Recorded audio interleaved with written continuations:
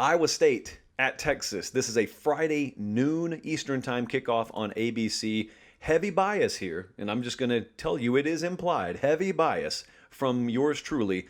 Iowa State, we at Iowa State, as the Horns are a 1-point favorite, by the way, we are trying to win our first outright conference title since 1912. Friends, that's the year the Titanic sank. It's been a little while since the outright conference title found it hanging itself in a rafter in Ames, Iowa. They got to win out. I mean, that's kind of what's in front of them right now. They got Texas this week and then West Virginia, Big 12 championship game. So it could happen. JP, Angels in the outfield. Always love that kid's initials. It could happen. I'm waving my arms as we speak. There's some strange mojo around Texas right now. Because on one hand, they've won 3 straight games, and then they had last week off involuntarily. And so a lot of the bad juju that was around the program, at least on the surface, after the Oklahoma loss, rather, it's kind of subsided for a time being. They've won 3 in a row, as I said, but here's the bad part. This is why I said it was strange. The bad part is, have you noticed what's happening in recruiting? They're just bleeding. Quinn Ewers left, and that was bad enough. Well, now you got more 5-stars leaving the state of Texas, and my Texas buddies don't even want to talk about football right now. When they text me, they just say, man, is Herman ever going to be able to keep kids in state? And to them, I answer, I have no clue. In fact, I don't necessarily have a ton of confidence that it's going to happen. And we talked about that earlier in the year. There's not a whole lot of hot seat talk with Tom Herman right now because they're winning at the moment. But trust me, if they lose Saturday, that stuff will be turned right back up. So I'm never, wildly swinging on that. I've stated my opinion several times on Tom Herman. So let's talk about this game. And I'll ask you, because I was asking myself this. What do you value? Because we got 2 factors in play here. So on one hand, Texas, of course, didn't play last week, so they have the extra week of preparation. And then I look at Iowa State. And Iowa State defensively had some troubles early in the year. Last 3 games, they have rectified a lot of that, at least in terms of percentages and data. They're giving up 17.7 points per game defensively over the past 3 games. So that's not nearly as poor as things had been at times earlier in the year. And to be honest, that's a theme with a lot of teams. Even teams we're talking about in the national title picture right now. Ohio State, Bama, Oregon is dealing with this at the moment. I mean, a lot of teams this year, for whatever reason, it was kind of a common theme, even amongst the good ones. They struggled defensively earlier in the year. But the good to great ones, they have improved. The mediocre ones are just terrible from wire to wire.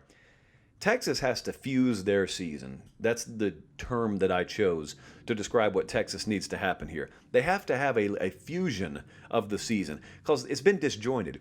There have been portions of 2020 where Texas has done A right. And then A has gone by the wayside, and then they've done B right. So remember those losses early in the year when all the hot seat talk, it was cranked up full throttle. Do you remember what Texas was doing to lose games, whether it be TCU or Oklahoma? They had mental error after mental error, penalties all over the place, but it was just self-inflicted, a lot of it. Special teams miscues, it was disastrous, and they were playing bad defense. Now, offensively, I mean, they could score. They weren't terrible there, but that's what was happening. Well, they've cleaned up a lot of the problem areas there. They've cleaned up a lot of that, but here's what's happened. As they've cleaned it up, offense has kind of gone into a little bit of a shell. And so you got to be sitting there wondering to yourself, how hard is it just to put complete games together?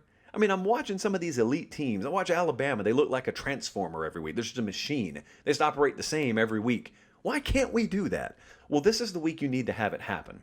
Because Texas has still got a lot to play for here, too. And they just need to fuse. I mean, if they could fuse that, they could win by double digits Saturday if they were to fuse all that together. Now, do we expect it? Well, I found there's not a lot of skill in predicting when the fusion is going to happen with Texas football.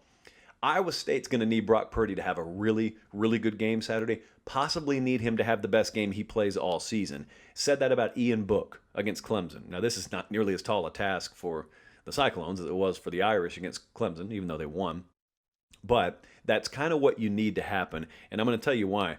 Texas, if you've watched them from afar, or you've just seen final scores, maybe highlights, but you haven't really watched them, there are some strengths on this team, and one of them is they got a darn good run defense. I mean, Chuba Hubbard for Oklahoma State, Letty Brown for West Virginia. I think both of those guys were held under 3.1 or 3.2 yards per carry. I mean, they did not have a high yards per carry average against Texas. So there's been no point this year where you turn TV on and a running back's just running up and down the field on Texas.